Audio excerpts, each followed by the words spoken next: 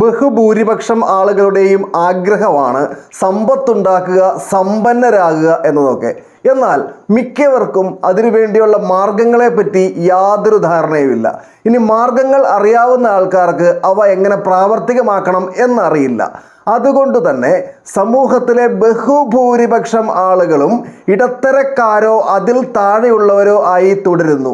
വളരെ ചെറിയ ഒരു ശതമാനം മാത്രം സമ്പന്നർ എന്ന വിഭാഗത്തിൽപ്പെടുന്നു.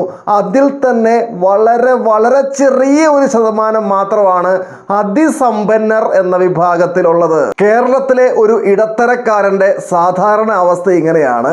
അവൻ എന്തെങ്കിലും പണിക്ക് പോയിട്ട് വരുമാനം ഉണ്ടാക്കുന്നു എന്ന് പറഞ്ഞാൽ എന്തെങ്കിലും ജോലിയോ ബിസിനസ്സോ ഒക്കെ നടത്തി വരുമാനം ഉണ്ടാക്കുന്നു. ആ വരുമാനം കൊണ്ട് ജീവിത ചിലവുകൾ നടത്തുന്നു. ഇനി മിച്ചം എന്തെങ്കിലും ഉണ്ട് എങ്കിൽ അത് സേവ് ചെയ്യുന്നു. ഭാവിയിൽ സംഭവിച്ചേക്കാവുന്ന വലിയ എക്സ്പെൻസുകളായ വീട് പണി, കുട്ടികളുടെ പഠനം, വിവാഹം എന്നിവയ്ക്കൊക്കെ വേണ്ടി മാറ്റിവെക്കുന്നു.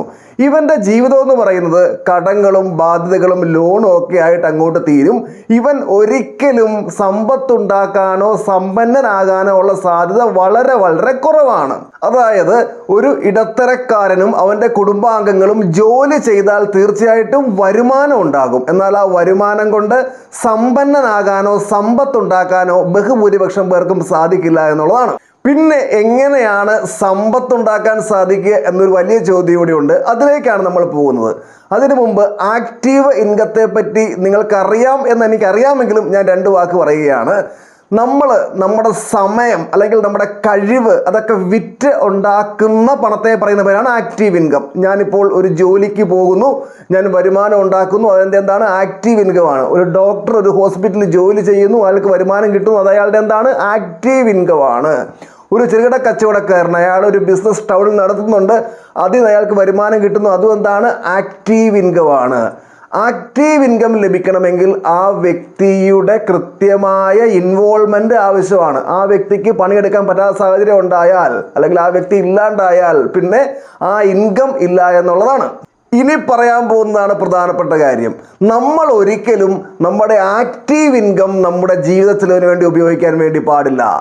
ആക്റ്റീവ് ഇൻകം ആയിട്ട് നമുക്ക് ലഭിക്കുന്ന പണത്തിനെ നമ്മൾ എന്ത് ചെയ്യണം?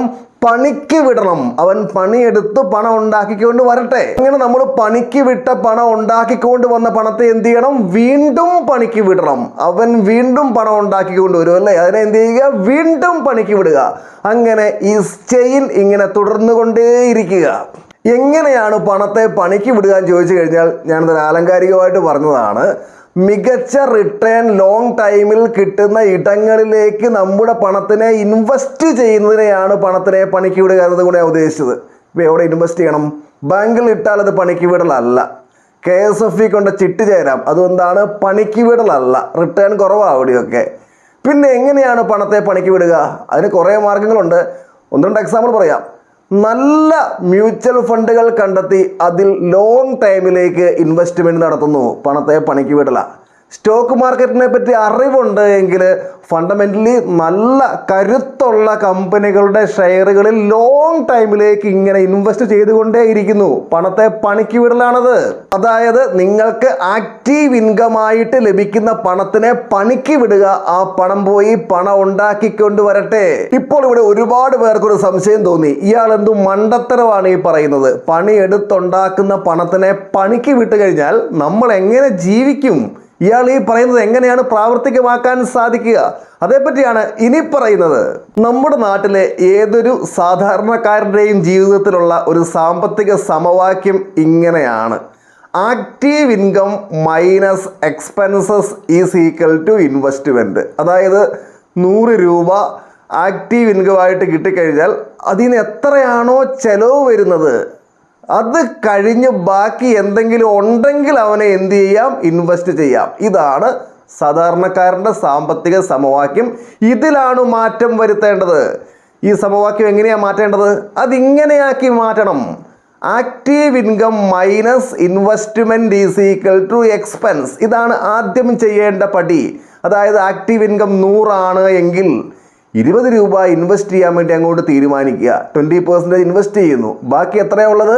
80. ആ 80 കൊണ്ട് നമ്മുടെ എക്സ്പെൻസുകൾ മീറ്റ് ചെയ്യണം. അപ്പം നമ്മുടെ ഇക്വേഷൻ ഇപ്പം ഇങ്ങനെയായി കേട്ടോ. 100 - 20 = 80. അതായത് ആക്റ്റീവ് ഇൻകം 100, 20 എന്താണ് ഇൻവെസ്റ്റ്മെന്റ്, 80 എന്താണ് എക്സ്പെൻസസ്. അപ്പോൾ 20 ഇവിടെ എന്ത് ചെയ്തു? പണിക്ക് വിട്ടിരിക്കുക കേട്ടോ. ഇനി പതുക്കെ നമ്മൾ ഈ ഇൻവെസ്റ്റ്മെൻറ്റിൻ്റെ പ്രപ്പോർഷൻ വർദ്ധിപ്പിക്കണം. 20 പതുക്കെ 25 ആക്കണം, 25 കുറച്ച് കാലം കഴിയുമ്പോൾ 30 ആക്കണം. അങ്ങനെ ഉയർത്തിക്കൊണ്ടുവരണം. അതെങ്ങനെയാണ് ഉയർത്തിക്കൊണ്ട് വരിക? അപ്പോൾ നമ്മുടെ ചെലവിനുള്ള പണം കുറഞ്ഞു പോവില്ല എന്നൊരു ചോദ്യമുണ്ട്. അതായത് നമ്മൾ ആദ്യം ഇൻവെസ്റ്റ്മെൻറ്റ് ആരംഭിച്ചല്ലോ, പണത്തെ പണിക്ക് വിടാൻ തുടങ്ങിയല്ലോ. കുറേ കാലം ഇങ്ങനെ പണത്തെ പണിക്ക് വിട്ട് കഴിയുമ്പോൾ പണിക്ക് വിട്ട പണം എന്തുണ്ടാക്കിക്കൊണ്ടുവരും? വരുമാനം ഉണ്ടാക്കിക്കൊണ്ടുവരും. അങ്ങനെ ഉണ്ടാക്കിക്കൊണ്ടുവരുന്ന വരുമാനത്തിൻ്റെ 40% നമ്മുടെ എക്സ്പെൻസുകൾക്ക് വേണ്ടി എടുക്കുക. ബാക്കി 60% എന്ത് ചെയ്യുക? വീണ്ടും പണിക്ക് വിടുക. അപ്പോൾ ആ 40% നമ്മുടെ എക്സ്പെൻസിലേക്ക് എടുക്കുമ്പോൾ അതനുസരിച്ച് നമ്മുടെ ആക്റ്റീവ് ഇൻകത്തിനെ കൂടുതലായിട്ട് എന്ത് ചെയ്യാൻ വേണ്ടി പറ്റും? ഇൻവെസ്റ്റ്മെൻ്റ് ആക്കാൻ പറ്റും, പണിക്ക് വിടാൻ വേണ്ടി പറ്റും. അങ്ങനെ നമ്മുടെ ആക്റ്റീവ് ഇൻകത്തിൽ നിന്ന് ഇൻവെസ്റ്റ്മെൻറ്റിൻ്റെ പെർസെൻറ്റേജ് പതുക്കെ കൂട്ടിക്കൊണ്ട് പോകുക.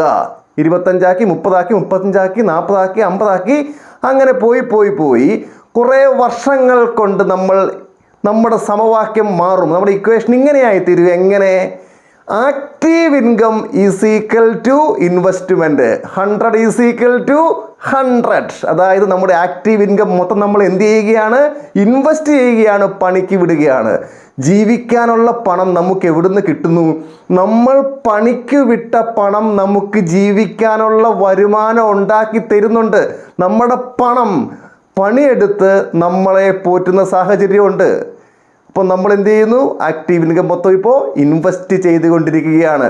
അത് വീണ്ടും തുടർന്ന് പൊക്കോട്ടെ. നമ്മൾ സ്വാഭാവികമായിട്ടും സമ്പത്തുള്ളവരായിത്തീരും, സമ്പന്നരായിത്തീരും.